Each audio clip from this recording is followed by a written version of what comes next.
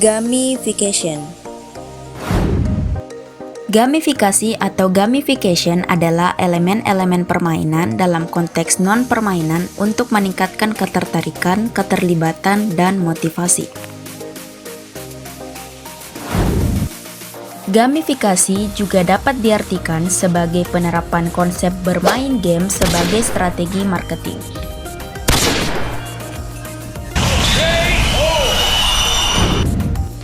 Tujuannya apa ya? Tujuan utama dari gamifikasi adalah untuk mengubah perilaku, memotivasi tindakan, atau mencapai tujuan tertentu melalui penggunaan elemen-elemen permainan. Elemen-elemen gamifikasi terdapat 6 bagian. Yang pertama adalah poin. Poin adalah bentuk penghargaan yang paling umum dalam gamification. User mendapatkan poin sebagai hasil dari tindakan atau perilaku tertentu, seperti melakukan pembelian atau berbagi konten di media sosial. Yang kedua adalah lencana. Lencana didapatkan sebagai simbolis penghargaan atas apa yang telah dicapai oleh pemain. Yang ketiga adalah level. Level yang diberikan pada gamifikasi digunakan sebagai tingkat acuan sejauh mana game atau permainan yang harus dilakukan oleh pemain. Yang keempat adalah papan peringkat. Papan peringkat menjadi elemen inti dalam sebuah gamifikasi. Hal ini untuk memberikan informasi sejauh mana tingkat keberhasilan pemain satu dengan lainnya, dan dapat membandingkan kemampuannya dengan pemain lainnya. Yang kelima adalah progres atau kemajuan. Progres merupakan salah satu elemen inti yang ada pada gamifikasi. Dengan adanya progres, dapat menjadi sebuah indikasi pada pemain sudah sejauh mana ia menyelesaikan gamifikasi. Poin terakhir adalah tantangan. Tantangan adalah tugas atau misi yang harus diselesaikan oleh pemain. Tantangan dapat mencakup berbagai aktivitas. Kelebihan gamifikasi. Yang pertama adalah meningkatkan keterlibatan. Gamifikasi dapat meningkatkan keterlibatan pengguna dengan suatu aktivitas atau platform dengan memberikan elemen-elemen permainan yang menarik. Yang kedua adalah meningkatkan motivasi. Dengan memberikan penghargaan, poin, atau level up, gamifikasi dapat meningkatkan motivasi pengguna untuk mencapai tujuan. Pengguna cenderung merasa diakui dan dihargai ketika mereka menerima penghargaan atau poin atas prestasi yang mereka capai. Yang ketiga adalah peningkatan pembelajaran.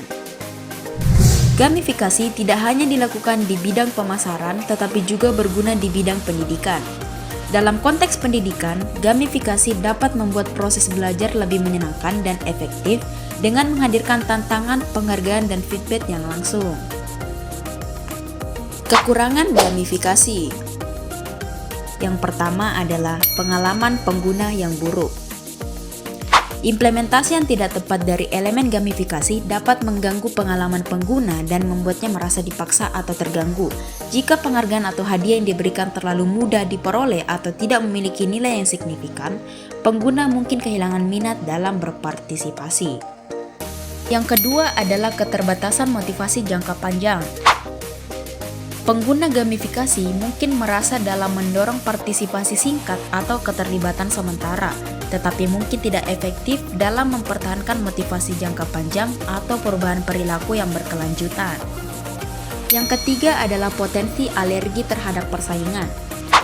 Beberapa individu mungkin merasa terintimidasi atau tidak nyaman dengan aspek persaingan dari gamifikasi yang dapat mengurangi keterlibatan mereka. Bagi beberapa orang, persaingan dapat meningkatkan tingkat stres atau kecemasan. Selanjutnya adalah manfaat gamifikasi.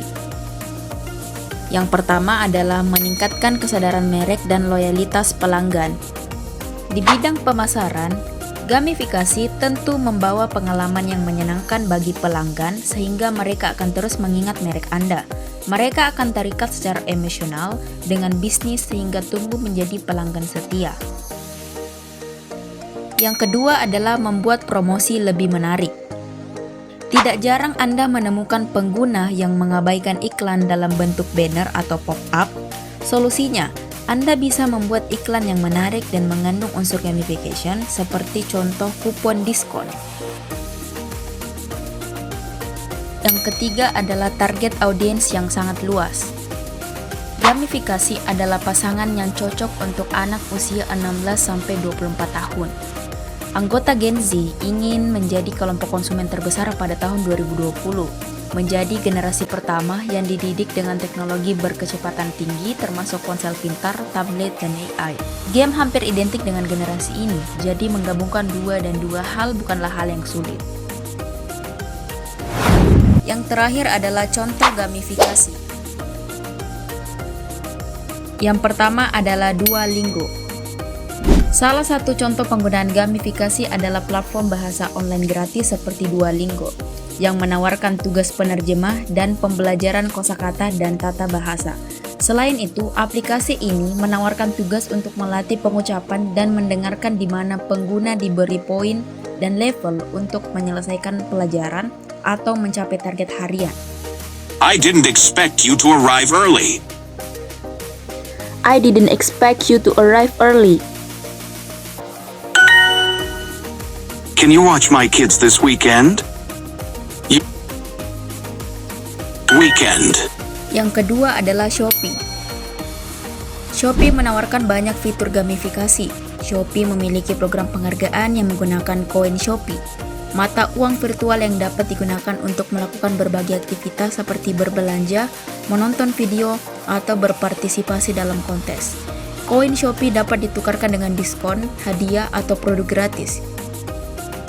Yang terakhir adalah Dana.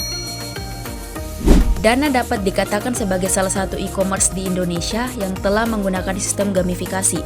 Sistem gamifikasi dalam Dana bekerja dengan cara pengguna melakukan transaksi produk dalam aplikasi ini. Dana dapat menawarkan tantangan atau misi kepada pengguna, seperti mencapai target belanja bulanan atau melakukan transaksi tertentu dengan mitra merehan. Menyelesaikan tantangan ini dapat memberikan pengguna hadiah atau penghargaan tambahan, seperti memberikan pengalaman yang lebih menyenangkan.